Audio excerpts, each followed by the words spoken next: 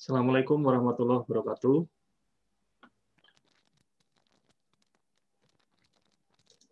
Assalamualaikum warahmatullahi wabarakatuh. Hari ini kita mempelajari mengenai mata kuliah interpersonal skill. Topiknya adalah teamwork ya. Nah, ini kita semua kan tim nih. Mahasiswa juga tim, ada juga tim dosen dan sebagainya. Apa itu teamwork?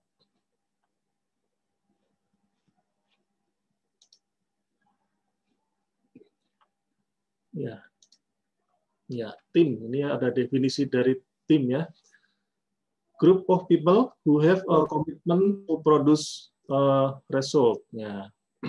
Sekelompok orang yang memiliki komitmen untuk menghasilkan sesuatu. Kemudian ada definisi yang lain juga, ya, kemampuan untuk bekerja sama dan berkomunikasi secara efektif dengan sesama anggota tim untuk mencapai tujuan bersama. Nah, ini kata kuncinya adalah definisi yang pertama adalah menghasilkan sesuatu. Kemudian definisi yang kedua adalah kemampuan untuk bekerja sama, ya, dan berkomunikasi secara efektif. Nah, kemarin kita sudah mengikuti perkuliahan bagaimana cara berkomunikasi yang efektif, ya.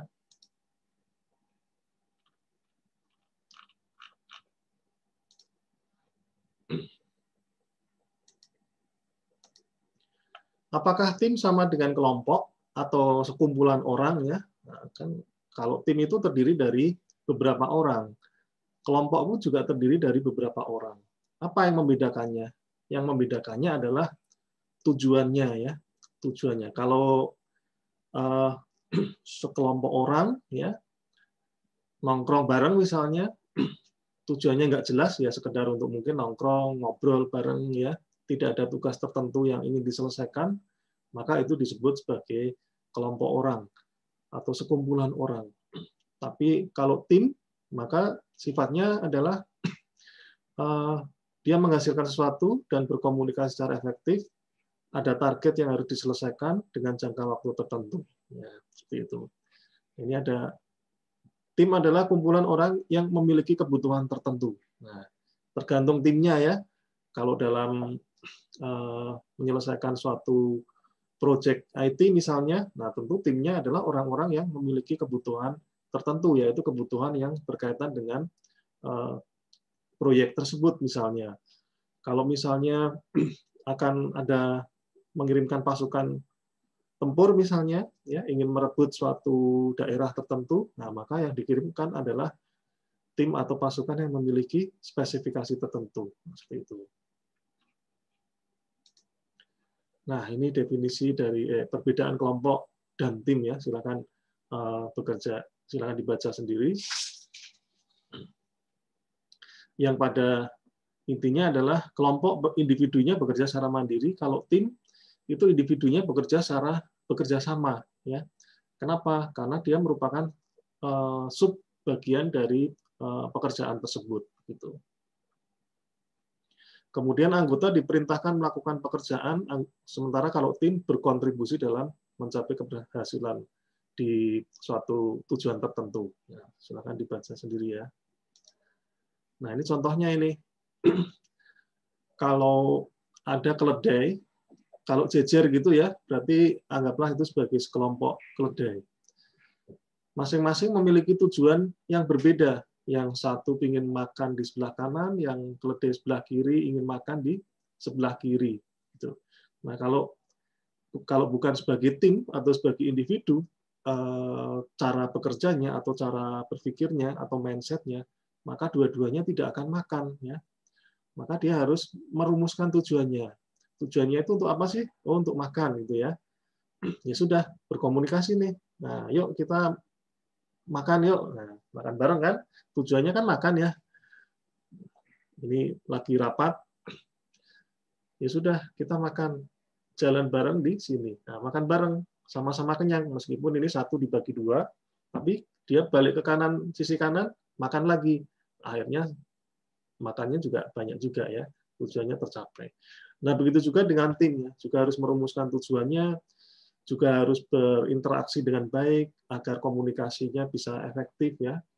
kemudian juga harus mau untuk bekerja sama. Nah, ini merupakan bagian dari soft skill yang harus terus dilatih ya. Karena tidak jarang nanti Anda di tempat bekerja akan selalu ada menemui orang-orang yang egois ya, merasa hebat, atau mungkin tidak egois, tidak merasa hebat tapi nggak mau diajak bekerja sama misalnya, malas-malesan. Padahal dia hidup di lingkungan yang mengharuskan dia bekerja secara teamwork.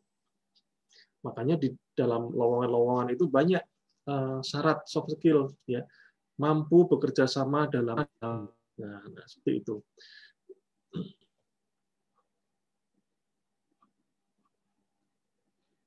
Bentar ya, ini kok ada komentar seperti ini. Ya, masih mendengar suara saya ya? Ini barusan saya ada notifikasi. Masih, Pak. Oh iya, ada notifikasi dari host admin. Baik, saya lanjutkan. Nah, tim, ada yang memberikan suatu, ya ini mungkin bukan singkatan asli dari tim ya, tapi bisalah dicocok-cocokkan begitu ya. Bahwa kata tim atau TEAM ya, tim, together everyone achieve more ya. Jadi dengan bersama setiap orang itu dapat mencapai tujuan yang lebih ya, achieve more ya. Kalau sendirian susah ya mencapai tujuannya, kalau bersama-sama maka tujuannya bisa lebih besar lagi. Ini cukup menarik singkatannya ya. Nah, sementara dari definisinya secara efektif bekerja dan berkolaborasi dengan orang lain ke arah sasaran bersama yang sudah ditetapkan.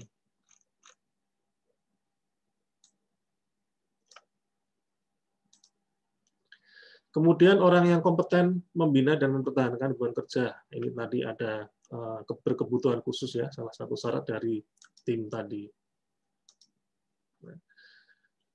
Apa yang dimaksud dengan tim yang dinamis? Ya, tim yang dinamis itu tim yang memiliki kinerja yang sangat tinggi, ya, semangat masing-masing individunya memiliki semangat yang tinggi, masing-masing individunya memiliki kemampuan tinggi yang diperlukan dalam pekerjaan tim tersebut.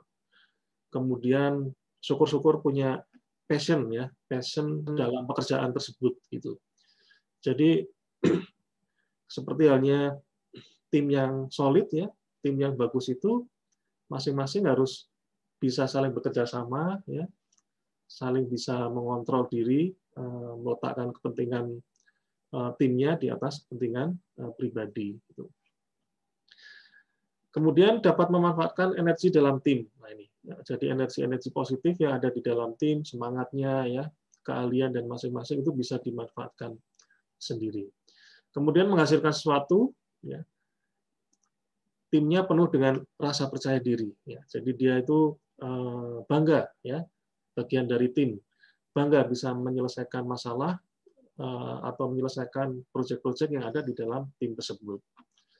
Ya, meski demikian, di keunggulan yang di atas juga harus menyadari kekuatan dan kelemahannya, ya, bahwa masing-masing anggota itu memiliki kelebihan dan kelemahan. Nah, ini yang harus diakomodasi atau diterima ya, perbedaan-perbedaan ini oleh masing-masing anggota. Gitu. Jadi kalau ada yang misalnya ada yang kurang sesuatu ya jangan dihina. Ya. Bisa jadi yang akan mengejek nanti punya kelemahan juga, begitu ya, karena tidak ada manusia yang sempurna. Nah, tahapan perkembangan tim ini menurut Peter Schenk ada 4. Ya, meskipun di beberapa literatur ada yang menggambarkan grafiknya ada 5 ya, ditambahkan adjourning, tapi ini pengertiannya juga sama. Forming ya, pencarian bentuk ya, ada enggak ini penjelasannya? Oh, ada ini. Ya. Nah, kita lanjut ke slide berikutnya ya. Forming, pencarian bentuk ya. Jadi menentukan peran individu. Jadi begitu tim baru terbentuk, ini akan ada fase forming. Nah, kamu siapa? Kamu bisanya apa? Saya siapa? Saya bisanya apa? Apa yang bisa kamu bantu? Apa yang bisa saya kontribusikan ya? Masih dalam tahap mengenal ya, membentuk begitu. Membangun kepercayaan dan komunikasi, membuat aturan tugas, mengidentifikasi masalah dan sebagainya. intinya adalah masih dalam tahap proses mengenal. Nah, proses ini sangat penting ya. Gitu. Ada kalanya untuk memperkenalkan suatu tim juga harus dilaksanakan dengan cara-cara yang tertentu supaya apa? Kalau tidak kenal kan tidak sayang ya. Nah, kalau tidak kenal maka tidak nanti komunikasi yang terbentuk tidak akan efektif. Nah, makanya harus ada tahap forming ini. Saya cas dulu ya. Baterainya.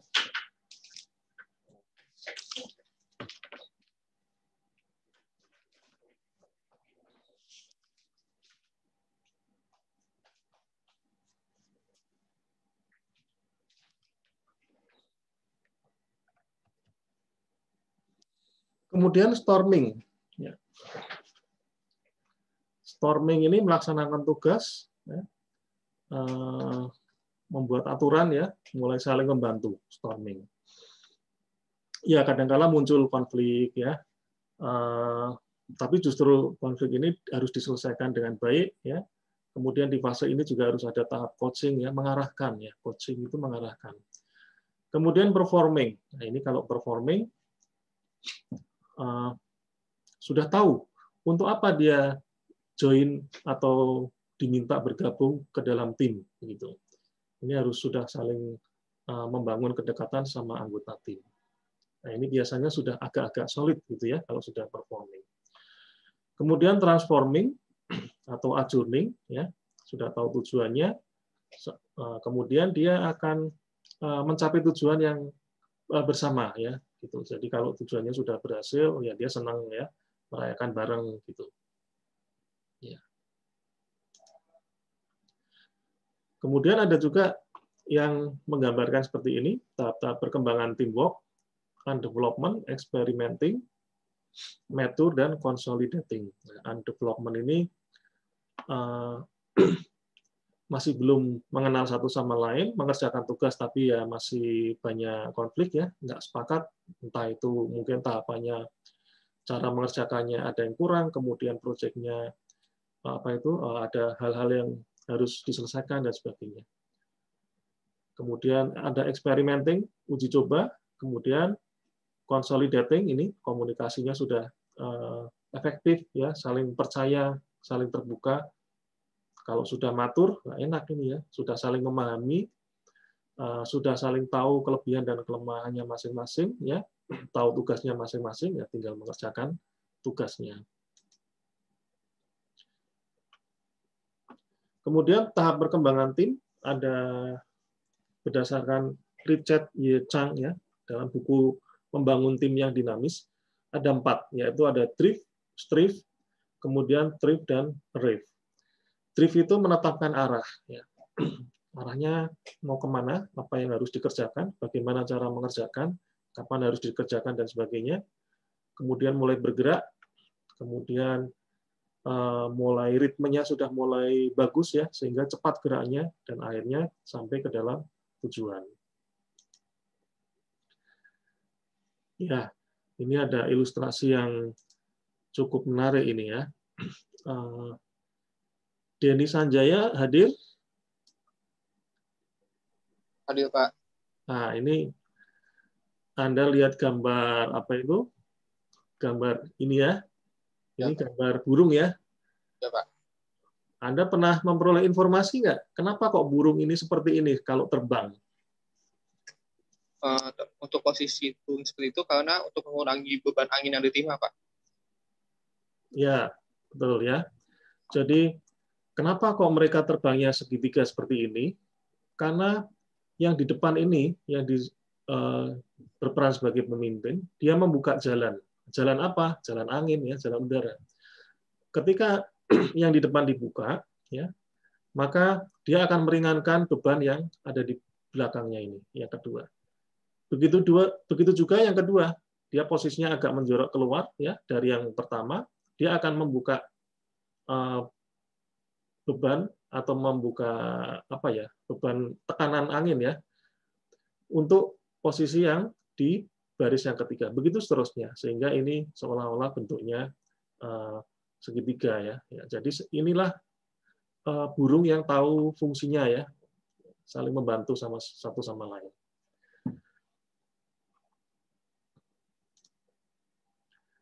Kemudian Fauzan Zakaria, hadir? Hadir Pak, hadir. Coba mana ini Fauzan Zakaria ini? Kameranya bisa diaktifkan? Nah, baru bangun tidur ya. Nah, oke, semoga sehat ya. Fauzan, ini gambar ini bisa nggak Anda memberikan suatu ilustrasi apa ini gambarnya ini? Kira-kira gambar ini menceritakan apa ini? Kalau itu saling bantu-bantu gitu Pak. Oh, saling membantu ya. Iya, Dia Pak. membantu bawa kayu bareng-bareng. Begitu Anda ada halangan, yang belakang tetap mendorong ya, tetap mendorong. Kemudian yang depan ini kok menggantung? Kenapa ini yang depan kok menggantung? Kok nggak berjalan? Atau nggak Jalannya loncat? jalannya kan bisa dibilang sih kayak saling bagi beban gitu Pak. Ya, karena kalau dia loncat bisa nggak nyampe ya, atau mungkin jatuh ya sudah, dia dengan cara bekerja seperti ini dia tetap bisa berjalan ke depan. Begitu sampai ke lokasi ini dia kembali berjalan ya, membagi beban kayunya ini atau batang apa ini, besi entah apa ya, gantian yang tengah yang gantung, begitu seterusnya, sehingga kayu ini dapat tercapai dengan di seberang ini. Ya, terima kasih Fauzan sama Denny Sanjaya ya. Ya Pak, sama-sama Pak. Kita lanjutkan ya. Wah, apa nih? Ini kelihatan nggak ya kalau saya mainkan ini?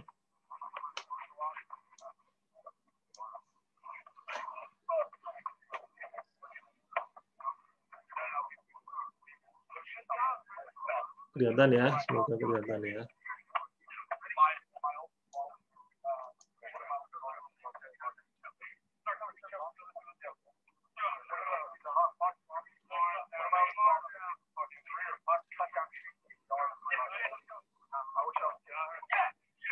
Ya, nah, coba Safitri ada?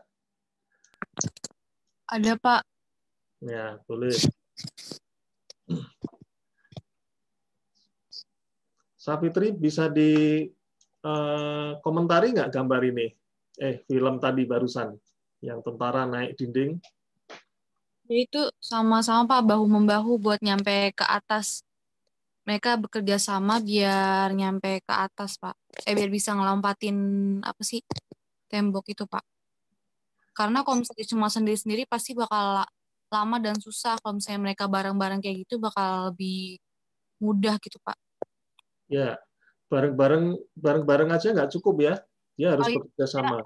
Mungkin iya, sama bantu-bantu gitu, Pak, kerja sama. Ya, jadi masing-masing punya tugasnya sendiri-sendiri ini. Ada yang jadi pondasi ya, ada yang jadi bagian kedua di sini ya, ada yang terakhir sendiri. Nah ini mungkin yang terakhir sendiri yang paling berat kali ya. Kenapa? Karena dia di awal-awal dia harus mendukung temannya ya, ke atas gitu ya. Nah begitu yang terakhir maju, dia bisa ditarik rame-rame oleh temannya. Ya. Terima kasih Savitri. Ya, sama Pak. Oh, sudah ini ya. Nah, bagaimana membangun kebersamaan tim? Ya, harus mampu untuk menerima keragaman anggota tim. Nah, ini di awal tadi sudah dibahas ya. Ya mau nggak mau, manusia kan memang makhluk yang saling berbeda ya, secara sifat berbeda, secara fisik pun juga berbeda. Ini harus diterima. Nggak bisa menganggap semuanya pinter, nggak bisa menganggap semuanya tidak pinter. Ya. Kalau yang nggak pinter harus dibantu supaya dia pinter, minimal kemampuannya sama gitu dengan spesifikasi yang ada di dalam tim tersebut.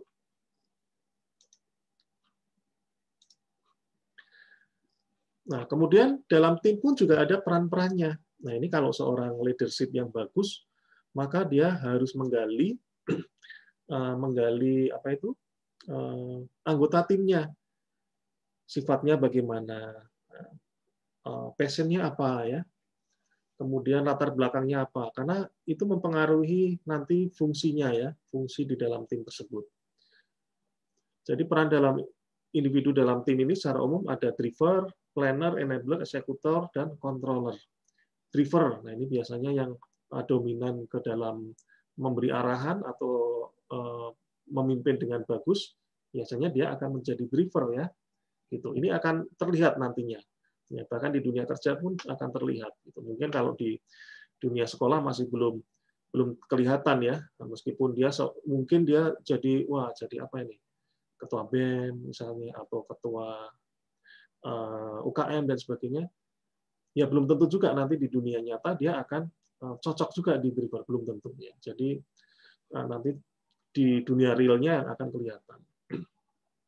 Kemudian ada yang planner ya, planner menghitung kebutuhan atau perencana ya. Oh, planner ini artinya perencana. Enabler, ahli memecahkan masalah. Ini biasanya yang suka mikir ya. Kemudian eksekutor, ini juga sangat penting ya di bagian eksekutor ini. Ya, kalau semuanya jadi planner, siapa yang mengeksekusi? Kalau semuanya enabler, siapa yang jadi driver?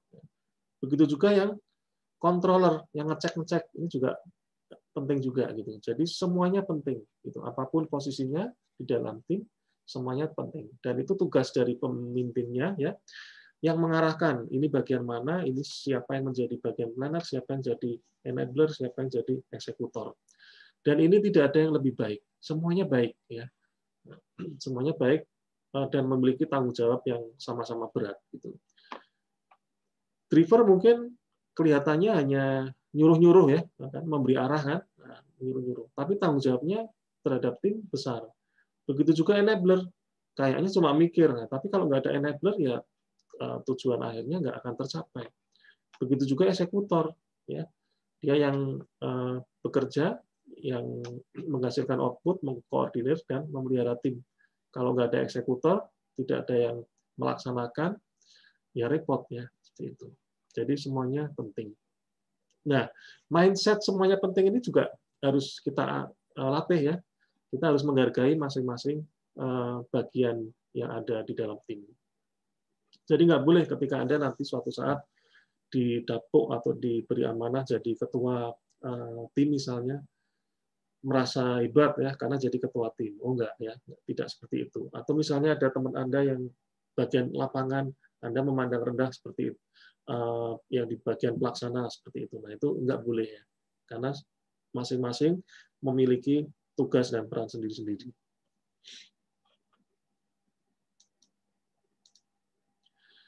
Nah, ini dalam bukunya Stephen Covey ya, tahun 97, 7 Habits yang harus dimiliki dalam tim ya. Proaktif, mendahulukan yang utama, memulai dengan end result, win-win solution, berusaha mengerti orang lain sebelum dimengerti oleh orang lain ya, menciptakan sinergi, mengasah dan mengembangkan diri. Nah, oh ya, saya mau balik ke sini.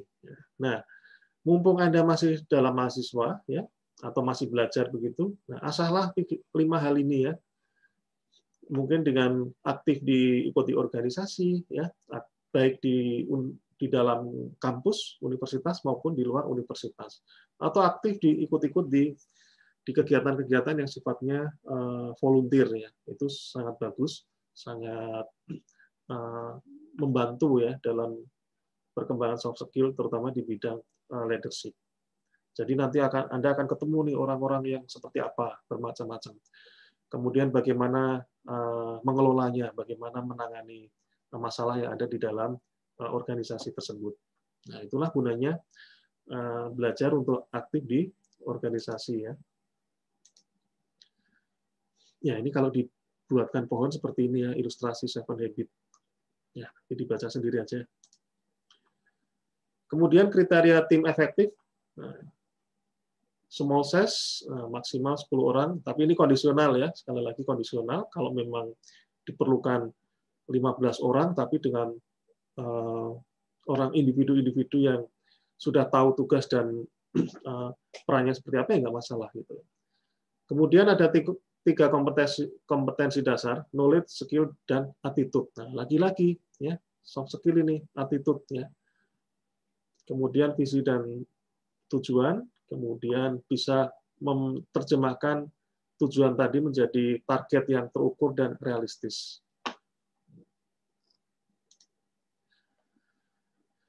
Nah, ada 5 tips ya untuk membuat suatu timnya menjadi lebih solid. Ya. Yang pertama adalah komunikasi yang efektif, ya, clear, jelas. Kalau menyampaikan pesan harus jelas.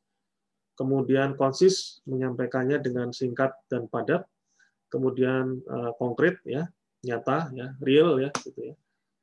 Correct, kemudian koheren, komplit, dan sopan. Nah ini kita belajar bagaimana kita berkomunikasi dengan cara 3C. Kemudian kesepakatan tim kerja, ada pertemuan, ya, pertemuan efektif. Kalau pertemuan atau rapat ya jangan lama-lama, ya.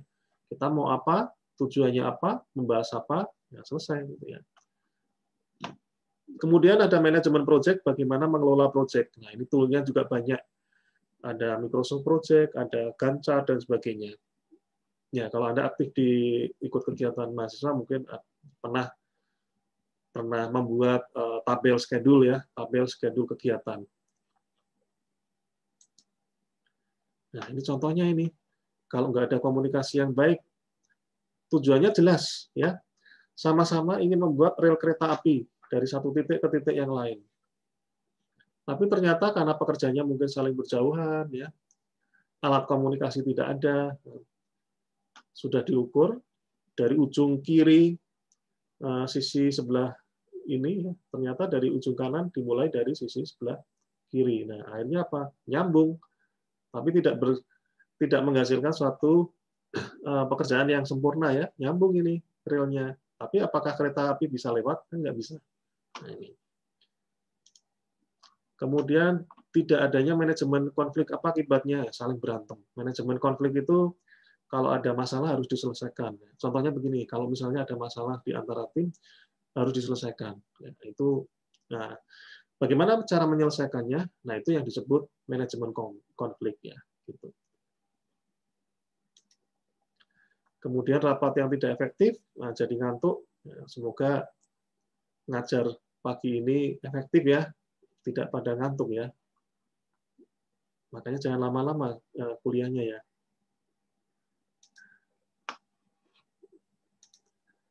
Nah, kita lihat lagi ini. Ada film. Suaranya terdengar sampai sana nggak kalau saya pakai memutar film di Zoom ini? Dengar, Pak.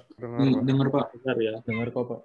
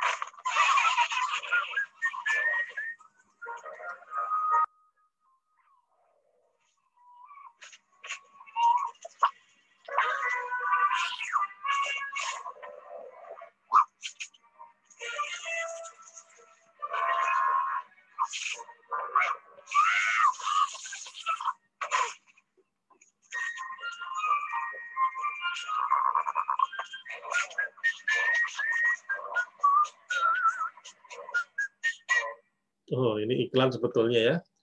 Tapi mengandung makna mengenai kerjasama tim. Yuwanda Rahmawati ada?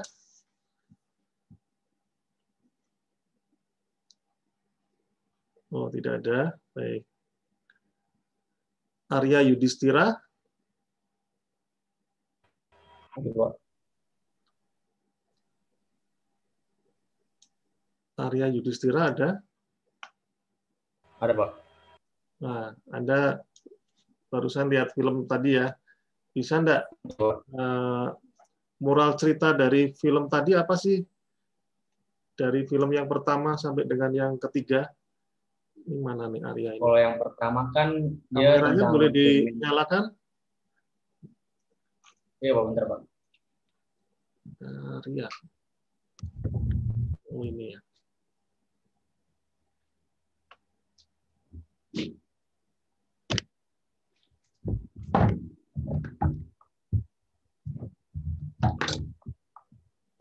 Kalau yang penguin apa ya?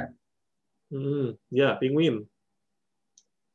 Dia kan apa namanya pengen bertahan hidup. Nah, jadi dia bekerjasama untuk biar bisa bertahan dari hiu tadi, Pak.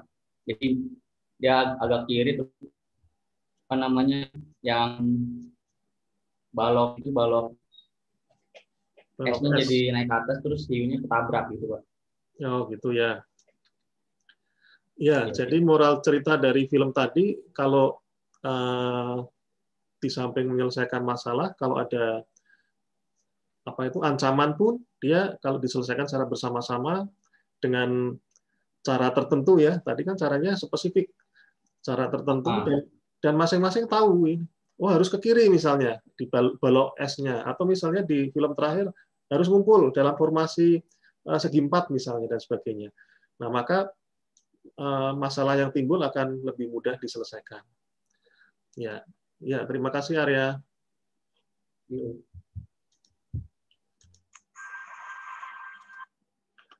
Ya, saya kira itu kuliah dari saya mengenai teamwork. Tugasnya ada di fitur assignment ya, sama ini bacalah, ada bahan bacaan. Kemudian Anda baca sampai habis, sampai selesai, buatlah rangkuman bacaan itu, kemudian presentasikan secara kelompok ya. Tugas ini kelompok ya. Tugas ini kelompok maksimal 3 orang. Nah, nanti Anda ceritakan kembali ya. Ceritakan kembali bahan bacaan tersebut, ya, boleh menggunakan PowerPoint yang Anda susun atau boleh menggunakan Anda bercerita dan sebagainya. Tapi Anda presentasinya atau ceritanya itu 3 orang ya, bareng 3 teman Anda itu tadi ya. Nah, Anda pakai Zoom ya, direkam bareng kemudian upload di YouTube. Ya, mungkin seperti kuliah inilah ya, hanya pesertanya 3 orang, satu tim tadi gitu. Atau boleh dibuat dengan ala-ala ini ya, podcast ya misalnya, atau saling memberikan informasi ya berkaitan dengan yang poin 1 dan 2 gitu. Jelas ya? Baik. Jelas, Pak. Ya. Baik, kalau tidak ada pertanyaan, silakan dinyalakan ininya, apa itu? Kameranya.